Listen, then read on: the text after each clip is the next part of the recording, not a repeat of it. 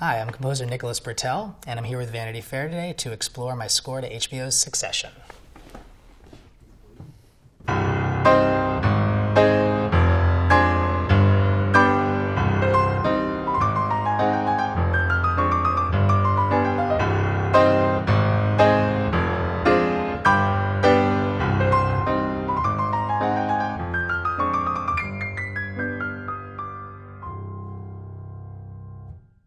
Now, the word score would really imply the whole entity of all the music that I've written as underscore for the show. Now, when I'm talking about themes in the show, I'm basically referring to a musical idea that recurs and that may evolve over the course of the show. There can be many different themes and many variations on those themes, all within this idea of the entirety of the score. The score for Succession has a similar duality that I think the show has, which is this combination of elements of absurdity and also a deep gravitas under the surface, because the show itself is dealing with very serious issues of concentrations of power and wealth in the hands of fewer and fewer people, focused in the media industry. But at the same time, there's a human side of the story which focuses on some of the day-to-day absurdities and pettiness and strife among the cast of characters. And when I was first thinking about the type of music for the show, I was imagining for myself, what is the music that the Roy family might imagine for themselves? And then at the same time, I remember early on seeing some of the dailies where Jeremy was rapping Beastie Boys to himself. So there was this thought of, well, is there a kind of dark, courtly classical music that might feel like it's related to them, that they would think of for themselves? What if we also mix that with some hip-hop beats and see what that sounds like? And right away it felt like there was something working with this strange combination of sounds.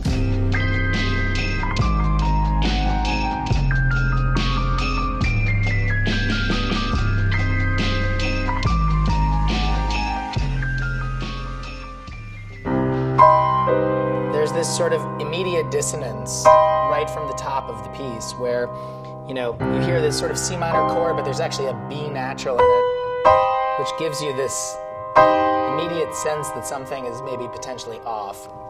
And the melody line on top, this, if you break it down right away from the top, there's these sort of accented dissonances which aren't in the scale. So, this, if you go on an A-flat major chord, that note isn't part of the scale. So I'm constantly winding in these notes that aren't part of the scale just to kind of like jolt the music in a different direction.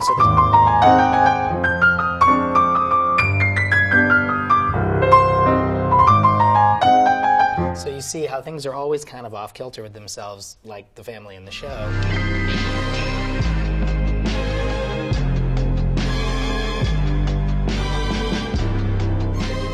On top of that, underneath it, if you strip out what's happening on the melody, there are these chords.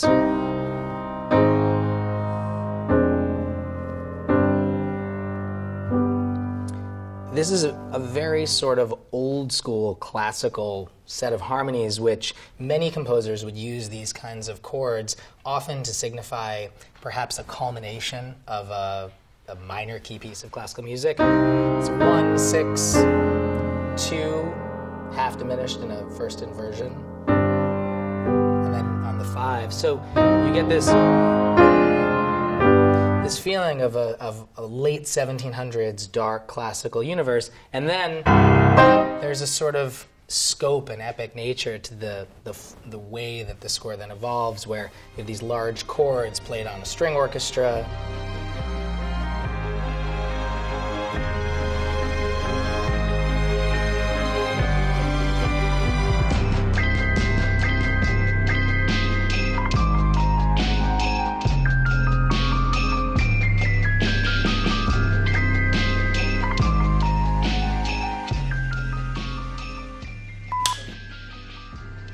The main theme, in its essence, forms the basis for many of the variations that I explore, certainly in Season 1. So we have this theme.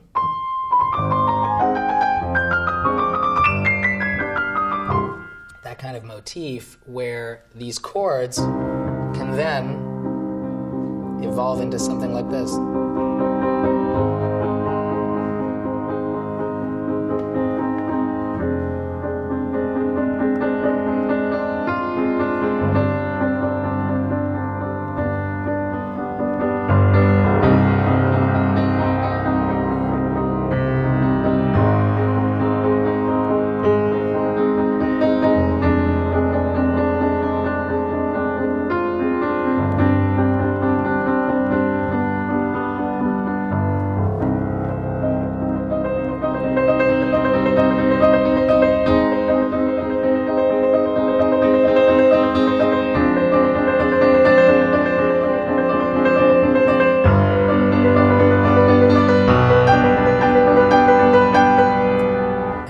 Point in season 2, the music actually takes a left turn and goes into a new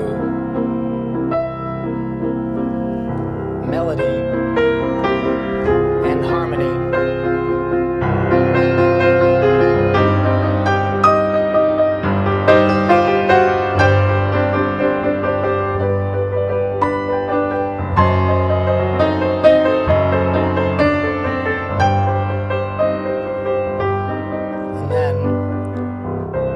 This is a new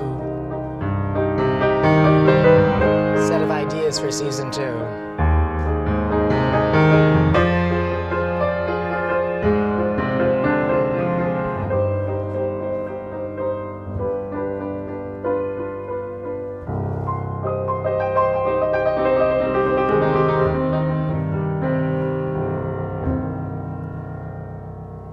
So you can see how not only is there a kind of variation that happens with the chords and the basic idea from season 1, but in season 2, one of the fun things to explore was where do we go with these characters as they themselves are evolving, as the story is developing in a different place. The conversation that I had at the end of season 1 into season 2 with Jesse Armstrong, our show's creator, had this idea of what if the main ideas were almost like the first movement of a symphony, and what if in season 2 it was kind of like a second movement of a symphony. So that's actually where I came up with some of those ideas, as taking them into a slightly different emotional place, and still, for sure, at times going back to the ideas from season 1. And what's actually interesting in the show is that there are times where a theme will start seeming like it may be related to one character, but it actually becomes related to many of the characters.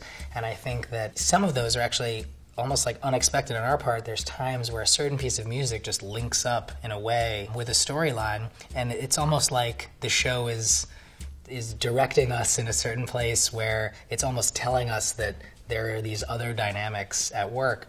So I'm always excited to see the new episodes, because I try to stay as open as possible to following where I feel the show is taking me and how I might then evolve the music along with it. There's a lot of different places that different themes might occur. There's different variations on them. Different instruments may play them. So for example, the variation in the culmination theme that I was talking about, that's a change in the form and the rhythm. So there's you call it kind of like an ostinato, where it's this sort of... But the chords, in this case, it's a variation because they're the same chords, but the form of the piece is just different now. And then there's sort of a filigree, kind of more virtuosic element. And that can be played with piano, it could be played with strings, it could be played with many different instruments. There's always something lurking between the surface, hopefully, with a lot of these themes. At the beginning of one of the episodes, where we see Logan walking in Central Park, there's a dark melancholy, I think, in that, but there's also, at least to me, I think I'm sort of implying a sort of coiled power maybe inside of it. These sort of...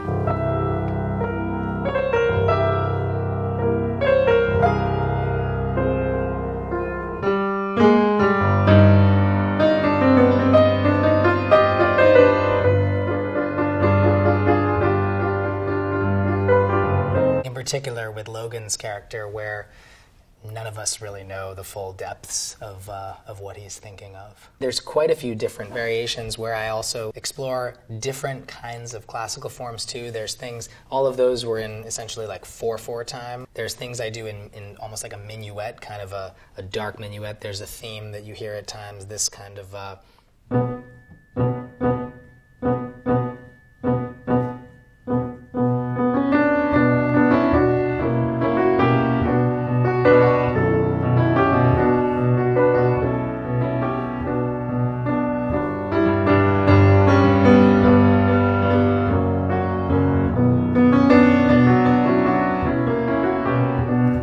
idea. And again, I think there's a sort of dark, courtly nature to that, but it's also kind of dance-like in a sense, which provides different tone in different places. That piece of music actually may occur around corporate intrigue, when corporate strategy is being discussed.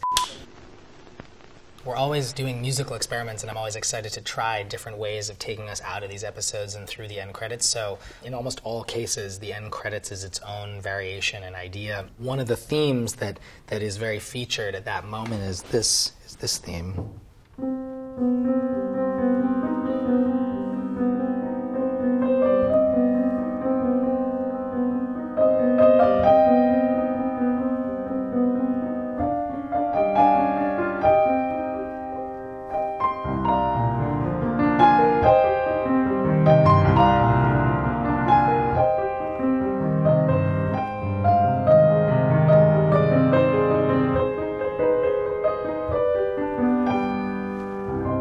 Talking about earlier, there's a scope and a dark grandeur at times to the music, but I often like playing things in counterpoint where you've had this large, emotional experience, and yet at the end of the episode, the music actually sort of retreats and goes into a quieter, more melancholy place.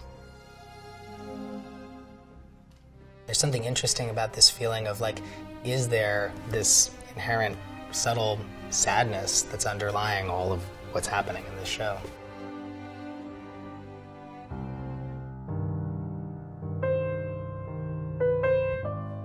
So we've just explored a few of the main themes of Succession, seasons 1 and 2, and how some of these themes evolve over the course of the 20 episodes. I am curious myself as to where season 3 takes us, and I hope you've enjoyed this musical exploration of the music in Succession.